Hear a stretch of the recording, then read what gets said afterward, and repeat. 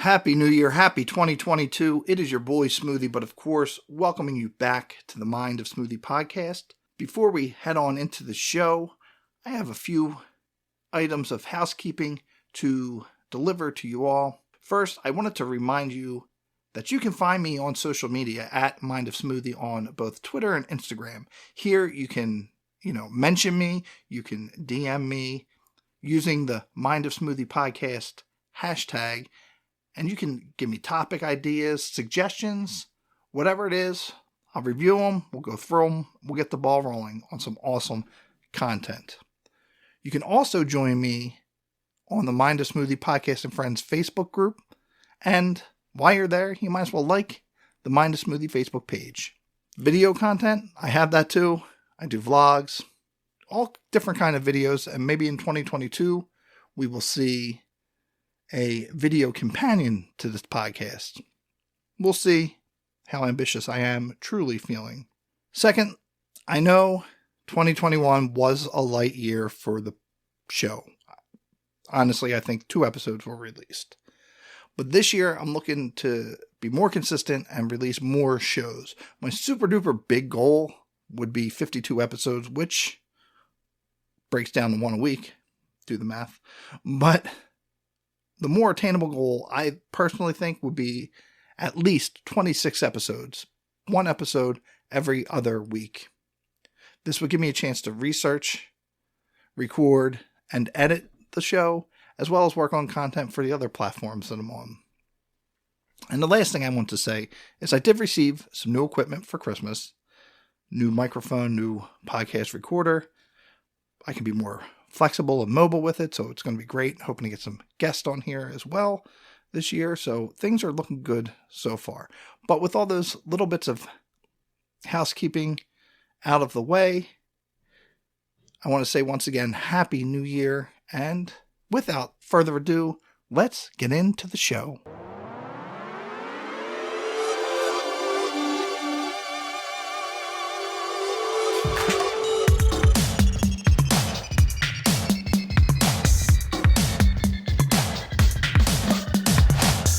Podcast, let's take a ride into the mind of Smoothie. Video games and comic books, we'll talk about horror movies. Let's go retro, checking the scene. Talk about things in magazines. We'll talk about the things that we've seen on screen and the 90s on the 19.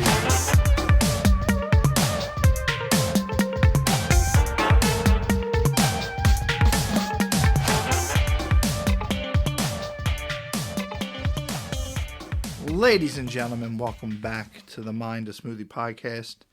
I am your boy Smoothie, but of course, inviting you to come for the entertainment and stay for the journey.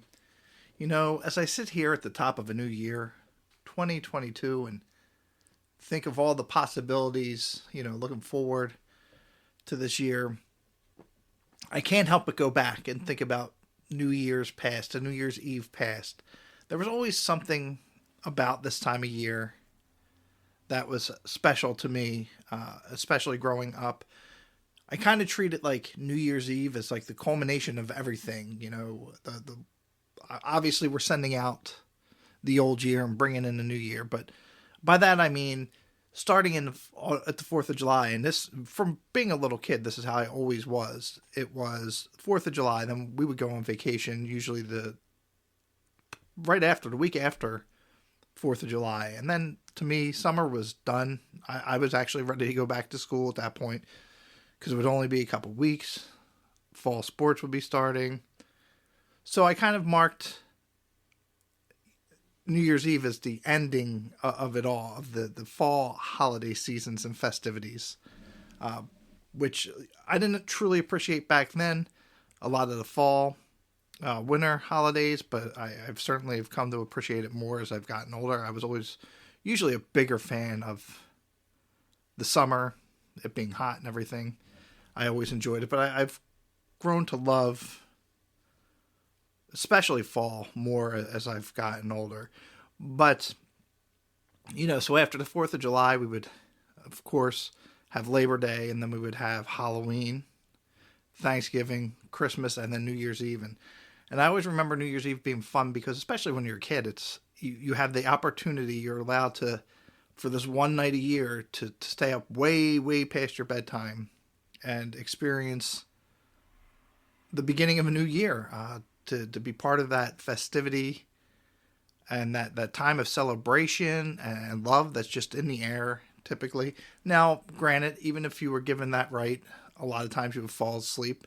And much like now, if we skip ahead to the end of 2021, I fell asleep on the couch probably at around 9 o'clock and woke up at 11:45, enough to watch the ball drop. But even when you're little, you sometimes run into that. You're all gung-ho and pumped to stay up, and you end up crashing out, and next thing you know, it's New Year's Day. But as you got older and everything and stayed up, it was just a special time. You would be able to hang out with your friends much longer, even sleep over. I distinctly remember one New Year's Eve, I forget, it was early 90s, right after the Super Nintendo came out, stayed at my friend's house, and I don't know if we finished it that night, but we, really put a dent in Super Mario World. So that was, fun, just a memory. And then I remember just staying up, watching movies and doing all that. And then, of course, you get a little bit older in high school and college and adulthood, early adulthood, we'll say.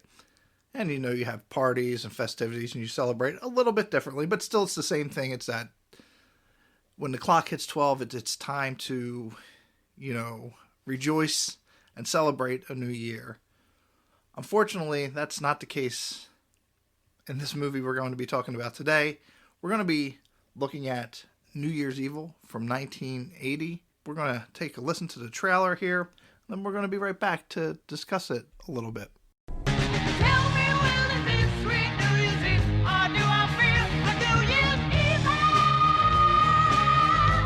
One night, they were celebrating New Year's Eve.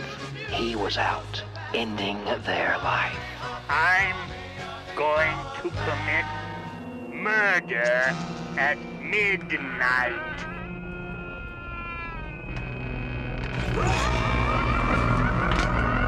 Call me evil. Every New Year's Eve, the caller came out.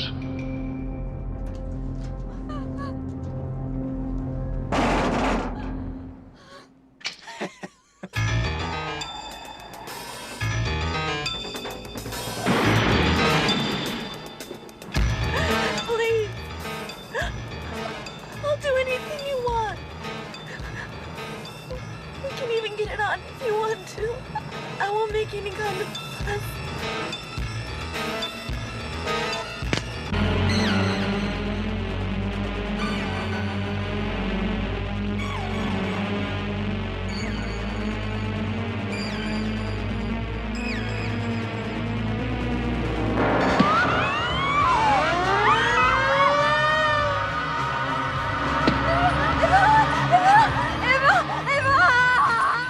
One terrifying night of unspeakable evil.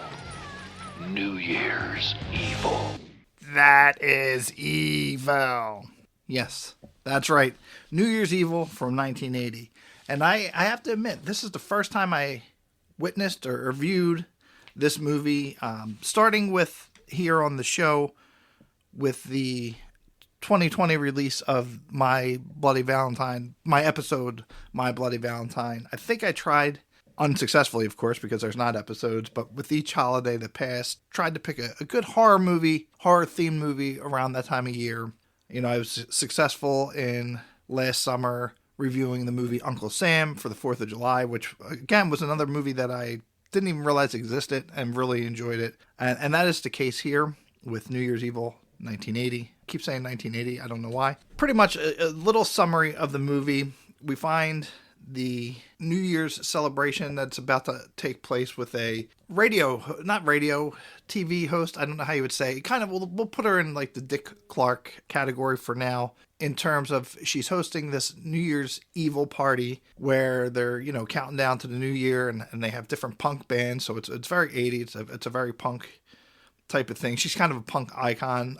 The character's name is Blaze. She receives a call into the show, and somebody talking like this, and as you've heard in the trailer, it says they're going to kill a naughty girl, at the stroke of midnight for the different time zones and different areas. So you would have the Eastern 12 o'clock, across overseas, the different time zones when there would be a murder committed. And she's not too worried about it, but her security team is, and, the production staff is. And sure enough, he calls back in later after the first victim, records him killing her and says, be prepared. Because each stroke of midnight, someone's going to die, leading up to the death of somebody you love. And that's just a very broad and general overview. Believe me, that does not do it any justice. And I recommend you check it out when you have the chance. Unfortunately, it left Prime. It was free on Amazon Prime. It left on New Year's Day. So I'm glad I got it in and was able to watch it before then. And I went to look because I wanted to add it to my Blu-ray collection. Unfortunately, I guess the DVD or the Blu-ray is out of print. I mean, there is one, a non-Region 1, in North America release. That's, $22, but I'm not taking a chance. I know I probably have some players that can play different regions, but I'll wait and keep my eye out and see if I can find it somewhere else. Or maybe just purchase it digitally. But that's neither here nor there. I do definitely recommend checking it out. But we're going to just real quick go through, some of the memorable moments of this movie. The movie starts off with an awesome song. It's the title track. It's called New Year's Evil. And this song is sung by the group Shadow. I never heard of them, and I tried to do a little bit of research, and it didn't seem like they had much. It seemed like they formed in the late 70s and early 80s, but in terms of this song and another song that is on the soundtrack, which I forgot to write down, they don't have much of a discography, but you can find the song on Spotify. It's a great song, a great, really, not necessarily a punk or new wave track, more sounds like, metal of that time, like late 70s, early 80s metal track. But it starts out with this song and a convertible full of punk teenagers, we'll say, who are in the punk scene at the time and driving down the street, being reckless, flipping, people off, drinking, smoking, and everything. Kind of a standard trope, actually, for like 80s movies. Not necessarily punks, but you would see other movies where it's just these teenagers and they just don't care and just doing whatever and being, wild and everything in a convertible type thing. I've seen it in other movies as well. But these particular, guys just having fun, driving down the road, causing ruckus on their way to take part in the taping or to be at this New Year's Evil show, because they arrive at the venue and, mess around with the security guard. But that's really it that you see from them. You see them in the crowd. You would think that the movie does focus on this group, this is where it's going, but it goes in a completely different direction. So they show up, the show starts, Diane Sullivan, Blaze, she comes out, introduces it, band begins to play. Now, I don't know if this is actually the band Shadow or just, they were lip syncing to the song, because we hear once again the title track to the movie, New Year's Evil, and you see the kids in there dancing and everything. Now, I've never been a part of the punk scene, especially early 80s type of thing. And I don't know if they were like over exaggerating or if this is what was true of that scene and the people in it at that time. I don't know if you listened to punk music or were around during that time frame, if that is true to it. They seemed very over the top. What we would call, I don't know if it was called moshing back then or, slam dance, whatever it was. They're doing their version to this heavy song, this New Year's Evil track. And then there's a slower song, and they're kind of just bumping into each other. They actually there's one member of the audience, I don't know if he was in the initial car ride over there, but he looks like a zombie, like he's playing a zombie, and he's kind of just bumping, his head down and like kind of just off, glazed over eyes. I'm sure he was high, well, at least that's what we're led to believe, but it just seemed very weird, their choice of dancing. So again, I don't know if that was very telling of that time period for that, culture or, that scene. Anyway, it was very, very strange and amusing. It made the movie that much more interesting. So we have that piece, and then the call comes in. the killer makes his threat to Blaze over the phone, saying that he's going to kill a naughty girl and then ultimately killing somebody very close to you. And so then it turns into this. We do see the killer. We see him commit most of the kills we see him carry out, and the total kill count was for this movie a total of 6. It was 4 girls and 2 guys. Some people say 7 because there's one scene where the killer stabs a biker in the drive-in theater later on in the movie, and they never really said he was dead, though. So you'll have to watch the movie to see that. There's kind of some debate about the actual thing, but 6 definite kills. And as we see the killer going through, killing these people one by one, he does record and continues to call in saying, I've done another one and another one. And then they finally start. He tells the locations where the cops can come and find it to verify this and know that this is a true threat. And that's pretty much just how the movie goes. And then it's your standard slasher. It's seriously, it ends, there's a nice twist at the end, and I believe, well, I can't be certain. I tried to research and see if it was set up for a sequel, but I didn't see anything. If the sequel was in the works, but I didn't see anything related to that. The end does very much leave it up for a sequel, because one point of mention that I forgot, or no, maybe I did say it. It's very a twist. There's kind of a twist here. I don't know how obvious it was watching it through. Some people may pick up on it or not, but in the event of not giving away any spoilers, I'm not going to mention it. But then we have the end, and like I said, to me, it could have very well set itself up for a sequel, and I would have been happy with it. I would have loved to see what they did with it, with the sequel, but I don't think it ever happened. I don't think it ever will. I'm surprised, or hasn't been picked up, because I also looked for this too, for a remake, because they do that all the time now. But I could see this very easily falling into a remake category, and again, I think it would be gold, personally. As much as I liked the movie, it was very much critically panned. You can go do your research. Nobody liked it. Rotten Tomatoes, 14%. So definitely not good. But I think, aside from the critic side, I think over the years this has gained a cult following. Some notes about the movie, about the filming and everything. Filming for this movie began on October 15th, 1980, with a budget of $500,000. Today, that's roughly the equivalent of $1.6 million, closer to $1.7 million. Now, the interesting thing here is it was released on December 19th, 1980. So we're talking 3 months from the time of filming to release. 3 months and 4 days. So you only can imagine when they actually finished editing it and released it, because I'm sure it had to be done well before December 19th. So that was, pretty interesting. And I think they did well, pretty good, considering the budget and considering the time they had. I don't know. I couldn't find much information on what the time constraints were. The movie was directed by Emmett Alston. A few of his movies, nothing stood out to me. There's one that I'm going to mention here that I do want to check out. The one from 1985 is 9 Deaths of a Ninja. Then there's Three-Way Weekend, 1979. And the one I'm interested in, from the description I read on IMDb about it, Demon Warp, and this is from 1988. It just sounded like an interesting film. He also, along with Leonard Neubauer, wrote the story, and the screenplay was written by Leonard Neubauer. I couldn't find much information about him. I don't know what he has done during this time or since. The cast, Diane Blaze Sullivan. She is played by Roz Kelly.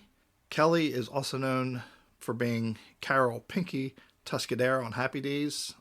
Richard Sullivan, her husband, is played by Kip Niven. He seemed to have the most extensive filmography, but I don't know how big the parts were.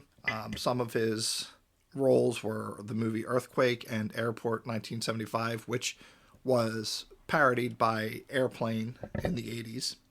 Grant Kramer, he played Derek Sullivan, who is Diane or Blaze's son, which he does have more of a role in there, kind of has mommy issues, and was known for the movie Hard Bodies. It sounds familiar. I don't know if I've ever seen it. That is from 1984. Probably his biggest role was portraying the character of Mike Tobacco in Killer Clowns from Outer Space in 1988. And he actually his most recent role was Willy's Wonderland, and that was in 2021. I don't know if it was a big role. Sally. She was one of Evil's kills. One of the more memorable kills in here. She was actually suffocated by a pot bag. He put a bag with weed over her head and suffocated her. She actually was in some pretty notable stuff as well. Sally was played by the character Louisa Moritz. Her movies here are One Flew Over the Cuckoo's Nest. She had a role, Happy Days, and MASH. And she was actually one of the first accusers of Bill to come forward of Bill Cosby, which I thought was pretty interesting. Unfortunately and sadly, she has since passed. Jane, which was her friend, I'm assuming, was played by Taffy O'Connell, and her most notable role is Galaxy of Terror. Jane was Sally's friend in this kill scene. When I said he was a ladies' man, he picks up Sally at the bar, but she doesn't feel comfortable going alone, so she brings along Jane. Jane, unfortunately, meets her end as well, and this is one of the deaths that you don't necessarily see. You see her dead later. And lastly, the first kill of the movie, Nurse Robbie. She was played by Jenny Anderson. I didn't find much for her. And that's it. That was the notable stuff. Like I said, it's a very straightforward slasher film, in my opinion, but very good. Very much a time capsule or a timepiece from the 80s. I recommend it. It's worth at least renting, if you can rent it on Prime or Vudu, wherever you rent your digital movies. I enjoyed it, and I'm thoroughly looking forward to rewatching it again. And that's going to do it for this week's episode. I hope that you enjoyed the show, and let's continue the discussion in the Mind of Smoothie and Podcast Friends Facebook group. You can also check out and like the Mind of Smoothie Facebook page. Other places you can find me on the internet are Instagram, Twitter, and YouTube at Mind of Smoothie. Also be sure to check out mindofsmoothie.com to keep up to date on all the things and goings on in the Mind of Smoothie. That's going to do it. Take care, and we will talk on the next episode.